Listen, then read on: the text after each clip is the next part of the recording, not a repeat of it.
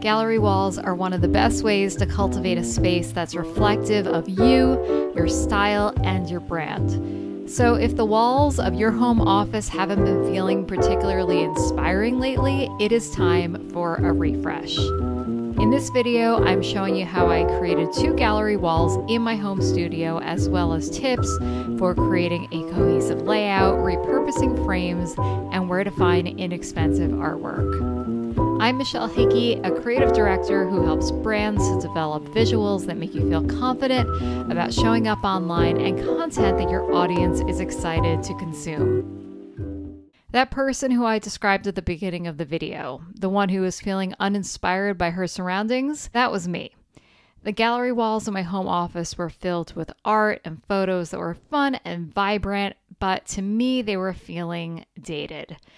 Some of the pieces even came from the gallery wall in our old apartment, which meant that they were approaching 10 years old. When I updated my website earlier this year, the process made me realize how much my style had changed and evolved.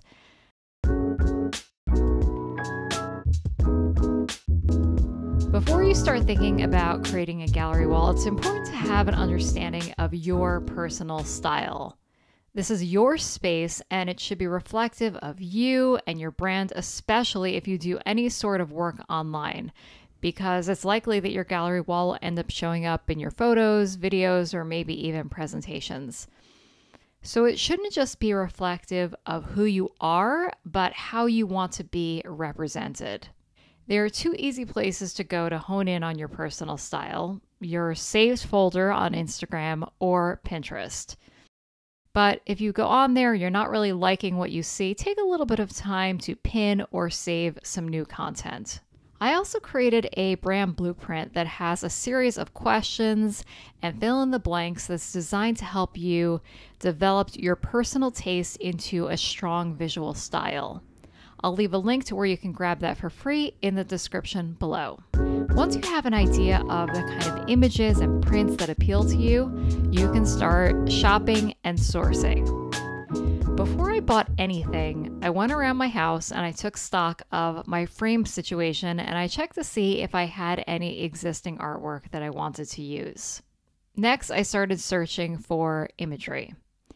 If you're at home watching this and you're cozy and not wanting to get up, you were in luck, because I bought every piece of artwork that you're going to see in these 2 gallery walls online as instant downloads, and most of them were $5 or less. I don't know why I hadn't considered this before, especially because I am an Etsy seller and I literally sell digital downloads in my shop, but Etsy was a goldmine. I found so many great shops that carry prints in my style, lots of great black and white photos of old celebrities, vintage posters, patterns, and paintings. Because the prices were so low, it was challenging not to go overboard, and I did end up purchasing quite a few extra pieces that I plan on hanging in other parts of my house, especially because a few of these shops offered great coupon codes, so look out for those. I will link to all of the shops that I used in the description below.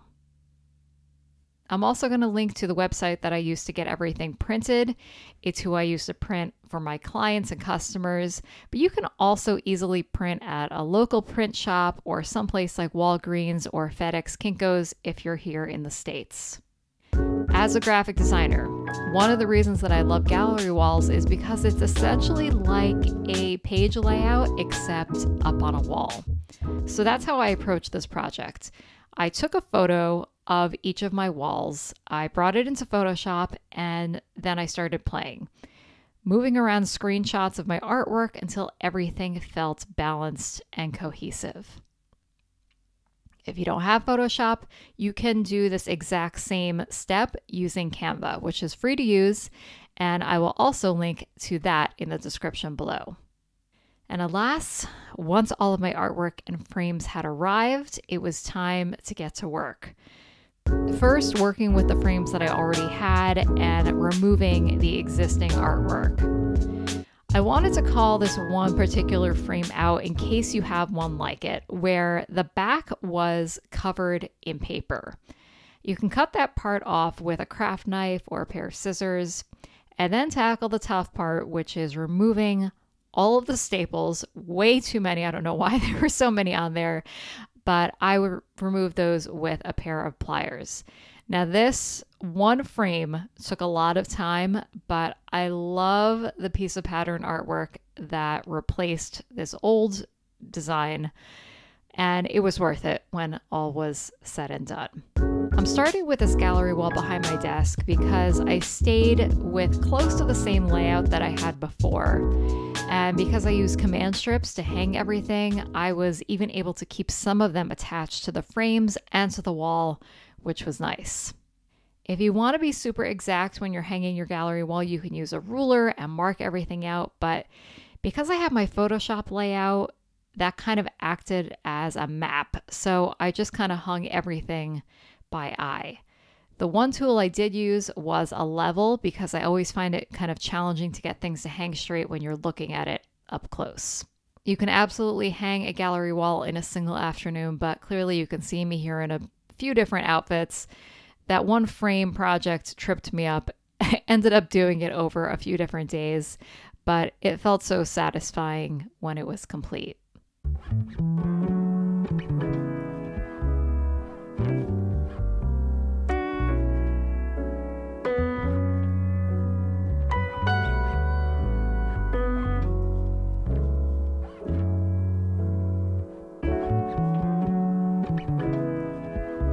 After, quite honestly, more than a month later, I finally moved on to the second gallery wall in my office, which is in the small staircase wall in the entrance to my office.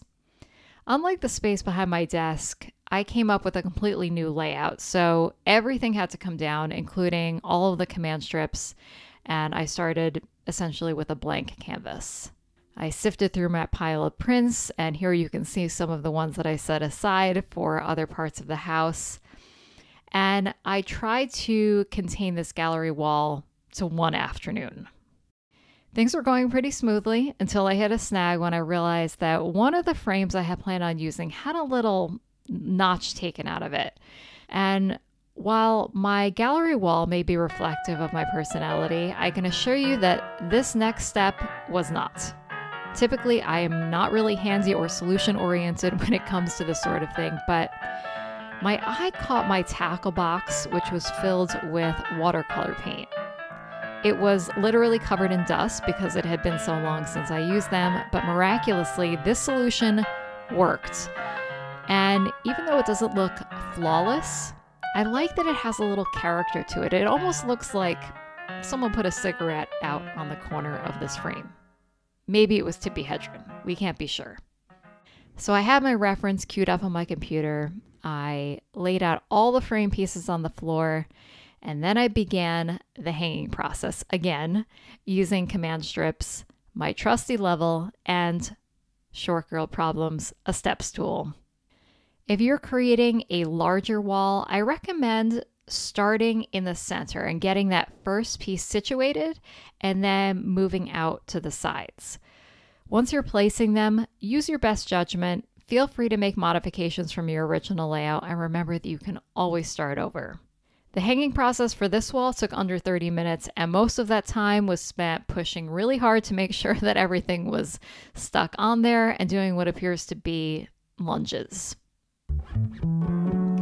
Once it was hung, I was wishing that everything looked a little closer together, but all in all, this feels much more me and reflective of my personal brand. Let's take one more look at the before and afters of each wall.